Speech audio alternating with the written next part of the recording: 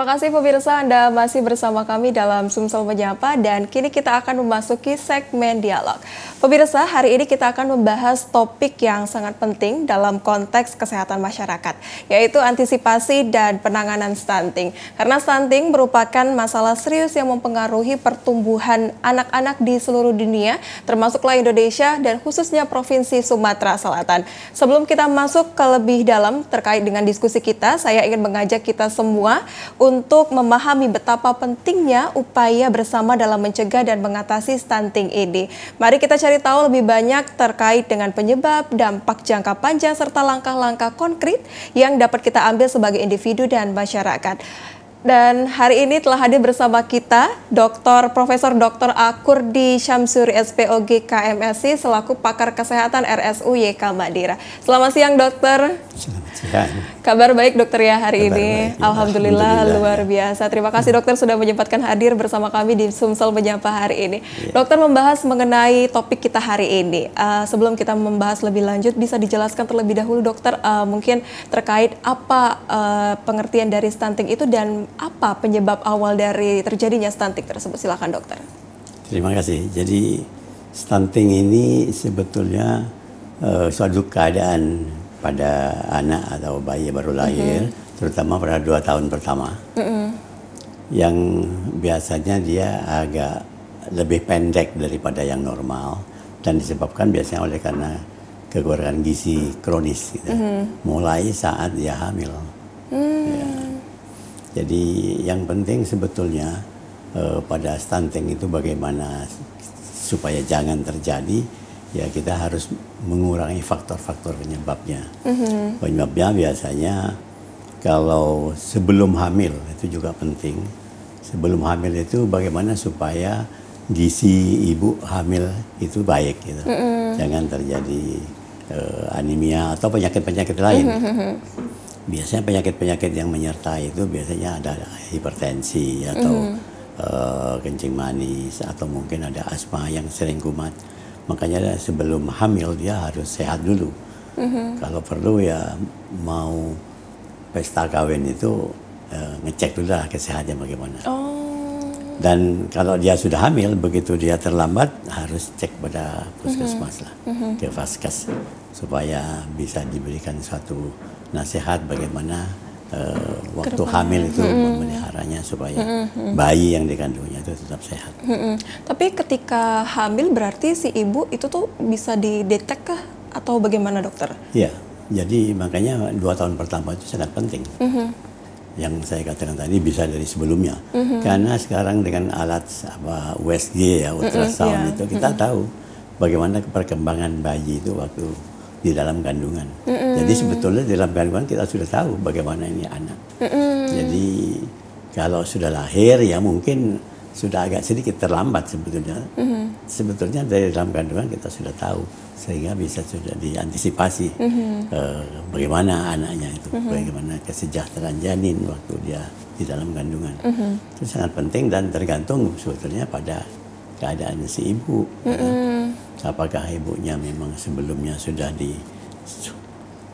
sehat atau tidak itu. Nah di sini ya saya tekankan bahwa faktor bukan hanya gizi saja, bukan hanya penyakit saja, tapi faktor rokok ya. Rokok itu sangat mempengaruhi juga pada keadaan ibu hamil. Makanya pada orang yang ingin hamil, sebetulnya suaminya sudah tidak boleh merokok 3 bulan sebelumnya.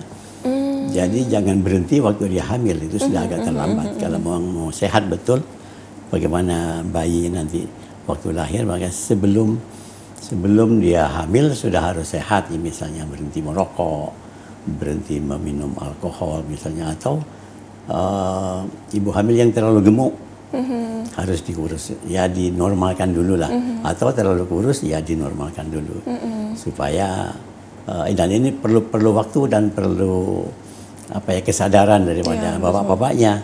Jangan dianggap bahwa kelahiran itu bapak tidak ikut tanggung jawab. Betul. Seharusnya itu satu pasangan gitu. Jadi anak itu karena pasangan maka suaminya juga harus ikut tanggung jawab. Jadi memang faktor itu tidak mesti dari dalam dari si ibu juga dokter ya, ternyata dari luar juga mempengaruhi sangat kesehatan penting. janin. Sangat penting, dan ini yang jarang disinggung gitu, Iya, masalah rokok ini. Seperti kita ketahui bahwa ibu ke puskesmas biasanya tidak diantar suaminya, dia diantar paling-paling sama anaknya, sehingga yang diobati, yang dia itu yang diperbaiki mungkin ibunya kurang gizi, ini ada anemi. Sementara suaminya yang di belakang itu dibiarkan saja itu, padahal dia mungkin penyebabnya. Suami, makanya. Tapi ini agak sulit memang kadang-kadang menyuruh berhenti merokok itu tidak mudah. Gitu. Betul-betul ada kesadaran dari suami kalau ingin dia mempunyai anak yang sehat. Tapi kalau untuk sudah di dalam janin nih dokter, udah terdeteksi juga kalau misalkan anak kita tuh stunting. Nah, apakah itu bisa dicegah ataupun diperbaiki sebelum dia lahir? Iya, jadi ya tergantung dari sebabnya. Makanya tadi saya katakan kalau ibunya ada penyakit sebelum hamil, ya penyakitnya diobati. Kalau misalnya dia merokok, ya di stop rokoknya. Karena pengaruhnya besar sekali. Begitu hamil kalau bapaknya merokok itu sangat bermakna lah untuk mengurangi angka stunting atau mengurangi kelahiran yang kecil, anak kecil, atau mungkin lahir preterm atau gitu. Jadi penting sekali itu. Jadi kalau memang dari ultrasoundnya USG kita sudah tahu, misalnya hamil 5 bulan sudah tahu ini anaknya kurang sehat, mungkin pertumbuhnya kurang baik, gitu. Itu bisa di stop faktor penyebabnya. Kalau setelah lahiran dokter, adakah anak-anak yang mungkin bisa kemungkinan untuk terjegatnya kasus stunting ini? Mungkin balita atau batita? Iya, jadi kalau dia sudah lahir dan diketahui bahwa ini ada kemungkinan suatu stunting oleh karena mungkin lahirnya panjangnya tidak cukup, itu ya bisa diperbaiki ya, dengan memperbaiki gizinya, karena bagaimana gizi anak waktu lahir itu kita mungkin sudah tahu langkah-langkahnya. Ya saya pikir ibu hamil kalau punya anak, kalau sudah dicurigai itu adanya stunting, mesti cepat konsultasi ke puskesmas gitu, supaya bisa diperbaiki. Sebelum 2 tahun biasanya lebih mudah diperbaiki, atau paling lambat sampai 5 tahun. Kalau lebih dari itu sudah sulit untuk memperbaiki. Jadi biasanya batasnya sampai 5 tahun. Tapi kalau untuk rata-rata banyaknya kasus stunting ini di umur berapa dokter? Kalau stunting kita lihat pada saat dia lahir, gitu. Kalau kita melihat angka insidensnya begitu ya, memang stunting ini banyak pada umur di bawah 5 tahun. Di bawah 5 tahun.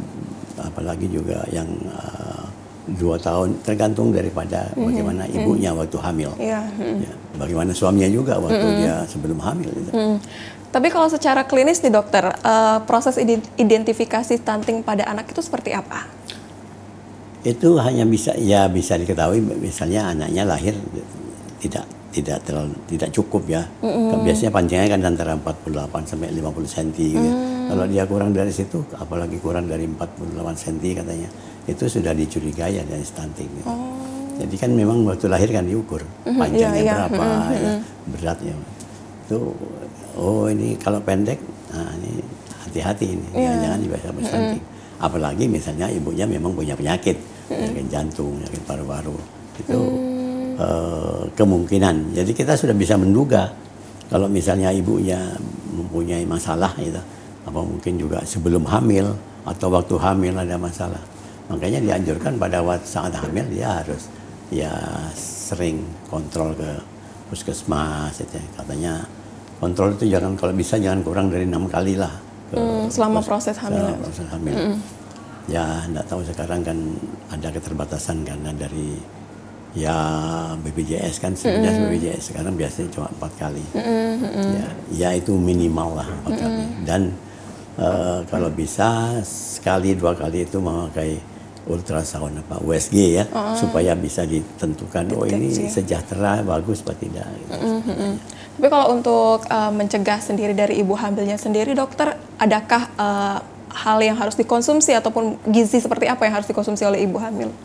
Ya, itu saya kira ya istilahnya TKTP atau tinggi kalau ibunya normal saja TKTP gitu. Jadi tinggi kalori, tinggi protein gitu. Ya dianjurkan mungkin bisa makan telur 1-2 butir setiap hari, makan daging, buah-buah juga jangan lupa itu. Karena buah-buah itu banyak faktor bisa menyebabkan juga mencegah darah tinggi gitu. Jadi memang harus makanannya harus bagus.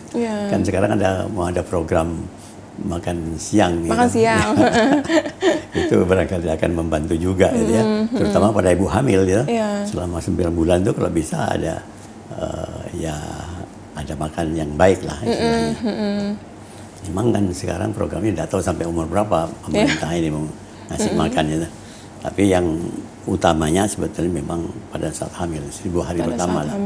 1000 hari pertama itu memang harus bagus gizinya. Makanya tadi tinggi kalori, tinggi protein, dokter protein, ya. Tapi kalau untuk intervensi yang dapat dilakukan untuk mengatasi stunting pada anak-anak, kira-kira apa saja itu, dokter? Itu waktu saya katakan tadi itu waktu lahir itu harus ASI ya, ASI itu sekarang dikenal dengan AMD atau asuhan menyusui dini gitu. Jadi begitu lahir dia harus menyusui dini dan kalau bisa sampai 6 bulan itu eksklusif tuh. Jadi hanya pada ibunya saja.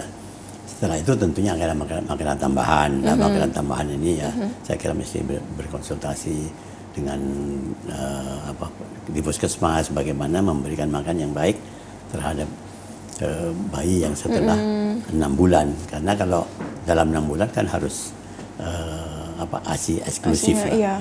Setelah itu boleh diberi makanan tambahan, tetapi makanan tambahannya harus baik juga itu. Apalagi sudah dicurigai misalnya ada itu tadi adanya stunting gitu. Harus betul-betul harus bagus gizinya, gizi anaknya. Juga gizi ibunya, karena kalau gizi ibunya juga tidak diperhatikan nanti ASINya kurang bagus gitu ya. Jadi makanya mudah-mudahan saja program pemerintah dengan makan siang bersama ya barangkali itu barangkali akan membantu mencegah stunting juga. Lebih bagus lagi kalau sejak ibu hamil gitu. Lebih bagus lagi kalau dia sebelum hamil sehat. Jadi saya pikir begitu ada manten gitu, itu sebaiknya dia berkonsultasi ke puskesmas punya penyakit apa dia. Iya gitu. Betul. Kadang-kadang kan darah tinggi tidak diketahui, darah tinggi atau mungkin kencing manis tidak diketahui. Atau kalau dia tidak sempat saat setelah kawin kemudian terlambat bulan, nah itu harus segera cek ke dokternya itu supaya diketahui ada penyakit apa pada ibunya dan pada ayahnya. Nah ini luar biasa, berarti merupakan edukasi juga dokter ya, edukasi baru untuk pemirsa juga mungkin di rumah ketika kita mau melangsungkan pernikahan itu juga perlu dicek dokter ya. Oh ya.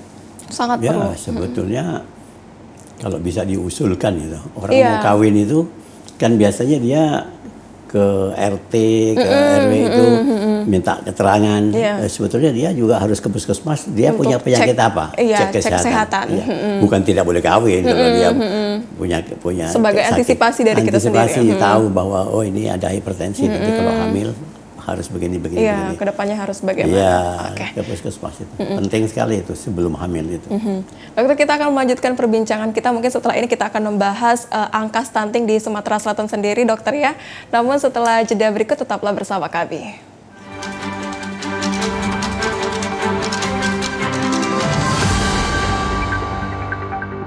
TVRI Sumatera Selatan merupakan lembaga penyiaran publik yang menyajikan program acara berupa informasi, pendidikan, dan hiburan. Memiliki coverage area yang sangat luas, TVRI Sumatera Selatan dapat Anda saksikan melalui aplikasi TVRI Klik, aplikasi Intek, satelit Telkom 4 dan satelit Merah Putih, serta live streaming YouTube TVRI Sumsel.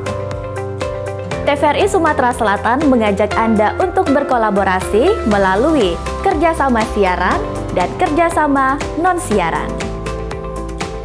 Kerjasama siaran meliputi advertorial, iklan komersil, iklan layanan masyarakat, full telop, serta running text. Siaran program berupa talk show, feature, budaya, dan hiburan musik. Kerjasama non-siaran meliputi MUX untuk siaran digital. Bagi Anda yang ingin bekerja sama, silakan hubungi bagian pengembangan usaha dan promo TVRI Sumatera Selatan.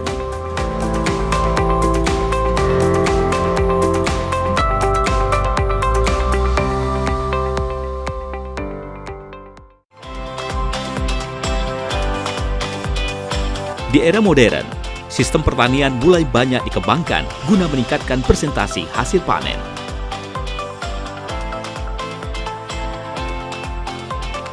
Pembudidayaan yang baik dan benar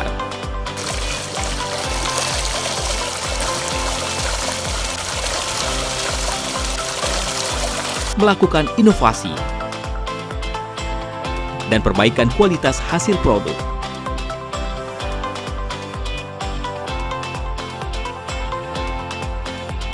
Menerapkan teknologi pertanian dengan peralatan modern yang canggih.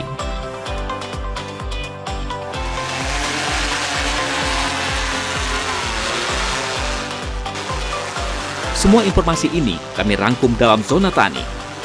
Dapat Anda saksikan setiap hari Sabtu pukul 12.30 waktu Indonesia Barat, Minggu pukul 15.30 waktu Indonesia Barat, hanya di TVRI Sumatera Selatan.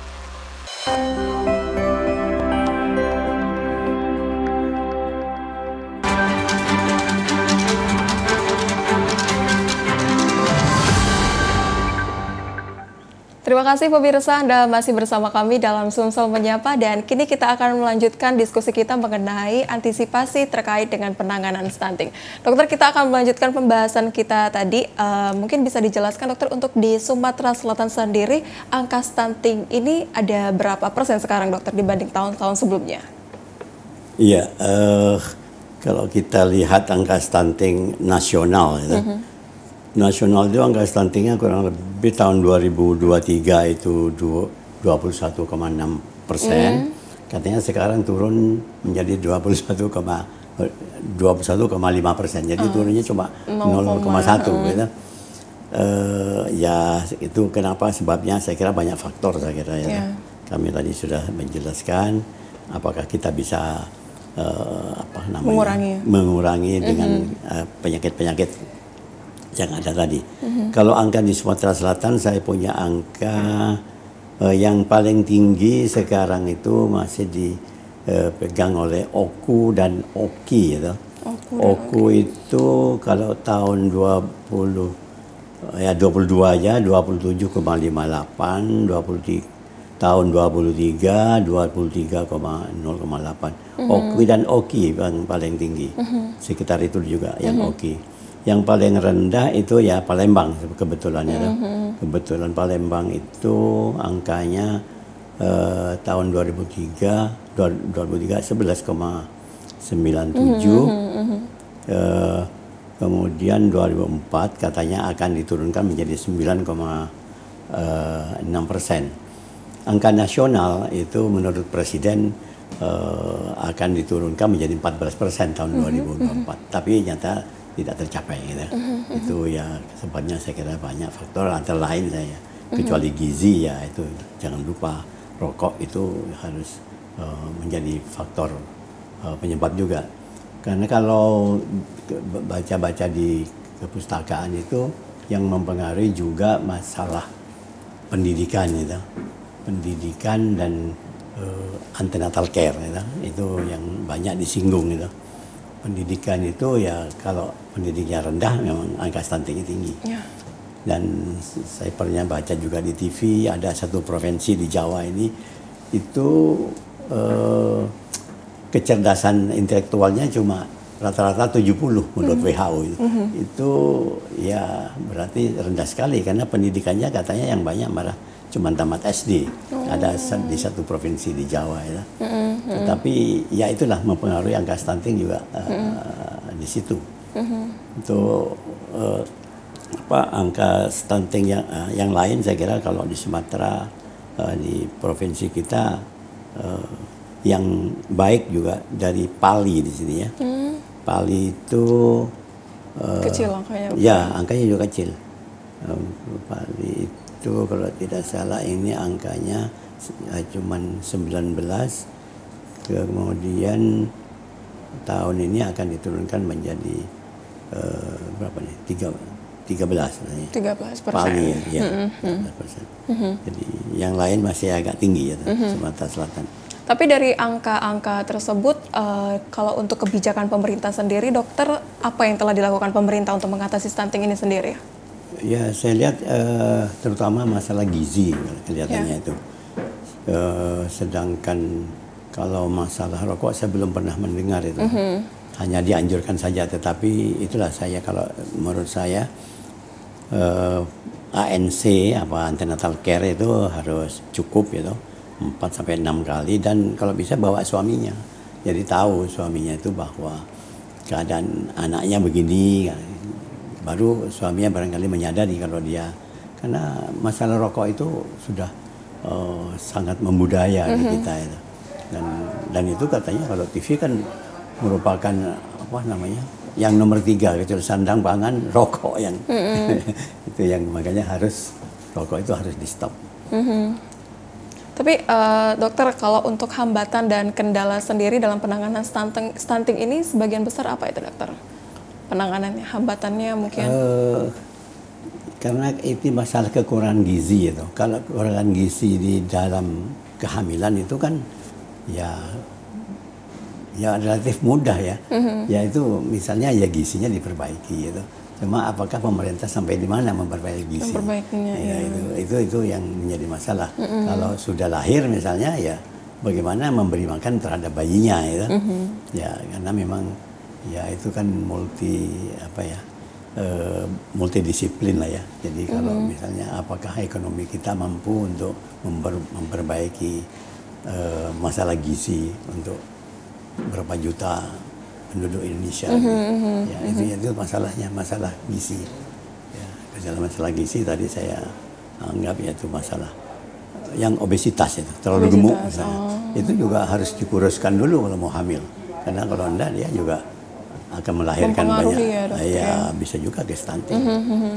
Jadi terlalu kurus juga itu, kalau bisa sebelum hamil dia diperbaiki dulu gizinya. Mungkin diet dulu dokter ya. Diet dulu ya. Katanya kalau rokok itu 3 bulan sebelum hamil harus di stop.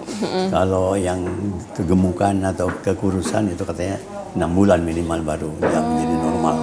Jarak antara mau hamil tadi dokter ya? Jadi kalau mau hamil 6 bulan lagi dia harus turunkan berat badannya atau perbaiki berat badannya. Nah, kalau dokter sebagai tenaga kesehatan gimana nih optimismenya dalam penanganan stunting ke depannya dokter? Ya itu tergantung pada pemerintah barangkali ya, ekonomi kita ya. Kalau ekonomi kita membaik saya kira ya bisa diatasi, dan itu tadi faktor lifestyle itu, jadi yang rokok, alkohol itu harus di stop juga itu, harus dikurangi lah paling tidak. Kalau misalnya itu tidak hanya gizi saja yang diperbaiki, tidak akan banyak, bukan tidak bermanfaat, ya tidak akan banyak turun gitu lah. Makanya pemerintah sekarang katanya 14% targetnya tahun ini, tapi ternyata tidak tercapai, masih 21%, 1% lebih. Ya karena faktor-faktor yang lain mungkin tidak terlalu diantisipasi, atau mungkin pemerintah juga perlu cukai rokok barangkali. Oke. Semoga nanti kedepannya penanganan stunting ini akan menjadi lebih baik lagi dokter ya, maupun juga angka stunting di Kota Palembang maupun Provinsi Sumatera Selatan sendiri akan terus menurun dokter ya. Ya. Kita harapannya begitu. Iya, baik. Terima kasih Dokter Kurdi, luar biasa sekali hari ini menemani kita membahas mengenai stunting. Sudah selama 30 menit tadi berdiskusi bersama kita. Sekali lagi terima kasih dokter ya. Terima kasih. Dan pemirsa, kami juga dari diskusi ini kita akan memahami betapa pentingnya deteksi dini, peran penting gizi yang tepat, dan kolaborasi antara berbagai pihak dalam upaya pencegahan stunting. Kita juga menyoroti tantangan yang dihadapi dan upaya yang harus terus dilakukan untuk memastikan setiap anak memiliki akses terbaik untuk tumbuh kembang secara optimal. Mari kita teruskan momentum ini dengan menjadikan edukasi, kesadaran masyarakat sebagai fokus utama. Dengan begitu, kita dapat bersama-sama mengubah realitas stunting menjadi masa lalu yang tidak lagi menghantui masa depan atau generasi mendatang. Akhir kata, saya Sally Aulia Ramadanti mewakili kerabat kerja yang bertugas mengucapkan terima kasih atas kebersamaan Anda. Terus saksikan program Sumsel Menyapa setiap hari Senin hingga Jumat pukul 11 waktu Indonesia Barat. Wassalamualaikum warahmatullahi wabarakatuh. Sampai jumpa.